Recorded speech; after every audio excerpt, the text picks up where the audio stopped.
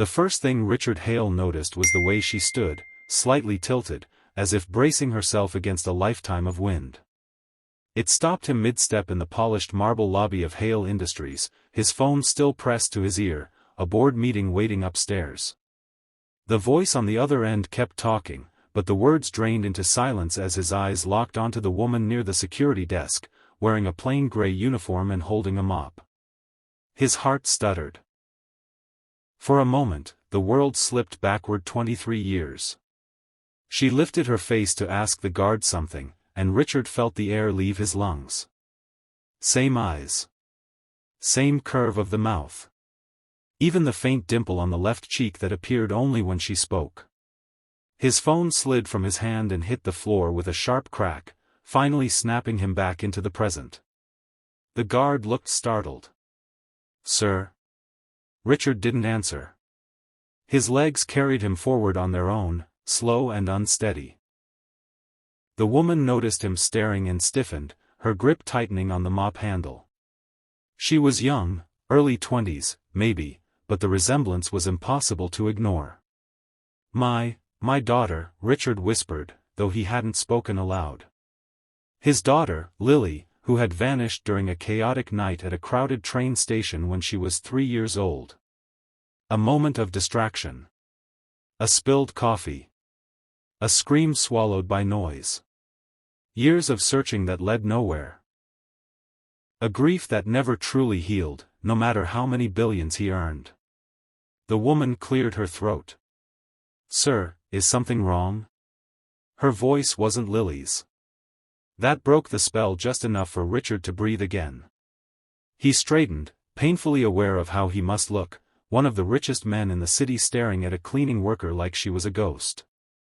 "I'm sorry," he said quickly. You remind me of someone." She nodded politely, clearly used to being invisible rather than noticed. "I hear that sometimes." "May I ask your name?" Richard asked, surprising himself. She hesitated, glancing at the guard as if unsure whether she was allowed to talk. "Amina," she said softly. "Amina. Not Lily." "Of course not." Still, the echo remained. Richard picked up his phone, ignoring the dozens of missed calls now lighting the screen. Would you have a moment later today? I'd like to talk. Only if you're comfortable." Suspicion flickered across her face, understandable and deserved. "I'm just here to work, sir." "I know," he said gently. "And I respect that. I won't ask anything personal unless you want to share. His voice faltered. "I'd appreciate it." After a pause, she nodded once. "After my shift." That afternoon, Richard cancelled the rest of his meetings. He sat in his office, staring out at the city skyline, memories rising uninvited. Lily's laughter. The red shoes she'd insisted on wearing that day. The way his wife had collapsed when the police finally said they had no new leads. His wife, gone now too, taken by illness years later, her last days haunted by unanswered questions. When Amina knocked, Richard turned so quickly his chair scraped the floor. She stood awkwardly in the doorway, uniform still on, eyes wary. "You wanted to talk." "Please," he said, gesturing to the chair across from him. "Sit." She didn't sit at first. "Sir, if this is about my work." "No," he said quickly. "You've done nothing wrong. This is personal. And you don't owe me anything." She sat then, perching on the edge. Richard took a breath. "I lost my daughter many years ago. You look exactly like her." Amina's expression softened, though confusion remained. "I'm sorry," she said quietly. "That must have been very hard." "It was," he said.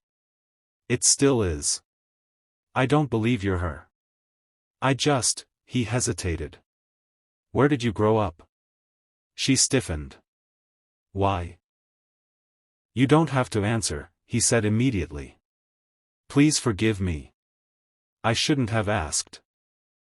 Amina studied him for a long moment, as if weighing something. Finally, she spoke. I grew up in foster homes. I don't know who my parents are. Richard's heart thudded painfully. Foster homes. The word carried too much weight. Do you have any records? He asked carefully. She shook her head. Not much. I was told I was found near the train station when I was little. No ID. No one came looking. The room seemed to tilt. Richard gripped the edge of his desk. The same train station. The same age. Logic screamed coincidence, but hope, a cruel, fragile thing, rose despite it. I don't want to frighten you, he said slowly. But I lost my daughter at a train station. Same city. Same time frame. Amina's eyes widened. Are you saying? I don't know what I'm saying, he interrupted. And I won't push. But if you were willing, we could do a DNA test. No obligation. No pressure. Silence stretched between them, heavy and trembling. Amina stood abruptly. I need time, she said, voice shaking. This is a lot. Of course, Richard said. Take all the time you need. And regardless of the outcome, I want you to know, you're safe here. Your job, your life, none of that depends on this. She nodded and left, leaving Richard alone with a heart that hadn't beaten this hard in decades. Days passed. Then weeks.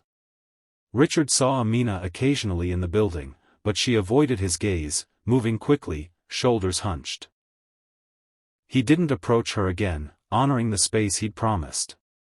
Then one evening, his assistant announced her quietly. She's here. Amina looked different, no uniform, just simple clothes, but her hands still trembled slightly. I agreed, she said before he could speak. To the test. The wait was agony. When the results arrived, Richard couldn't bring himself to open the envelope alone. Amina sat across from him, pale and rigid. He opened it. Positive match. The world seemed to fall silent again, but this time it was filled with something warmer than shock. My God, Richard breathed. Lily. Amina, Lily, pressed a hand to her mouth, tears spilling freely. I don't remember you, she said brokenly. I'm sorry. Richard crossed the space between them in 2 steps, then stopped himself, afraid to overwhelm her. You don't have to remember, he said, voice thick. I remember enough for both of us. They cried together then, years of loss and loneliness pouring out. Rebuilding wasn't instant. Lily didn't suddenly feel like a daughter just because the science said so. She had a life, scars, habits shaped by struggle. Richard had to learn who she was now, not who she'd been. And Lily had to learn to trust a man whose world was so different from hers. What surprised her most wasn't the money, the mansion, the headlines. It was Richard's kindness. The way he listened without interrupting, the way he apologized when he made mistakes, the way he asked before hugging her every single time. One evening, months later, Lily visited the old train station with him. They stood side by side as commuters rushed past. I used to think no one ever looked for me, she said quietly. Richard swallowed. I looked every day. She reached for his hand, tentative at first, then firm. In that moment, Richard understood something he'd forgotten. Kindness wasn't grand gestures or wealth. It was patience. Respect. The courage to love again after losing everything. And for the first time in decades, his heart felt whole.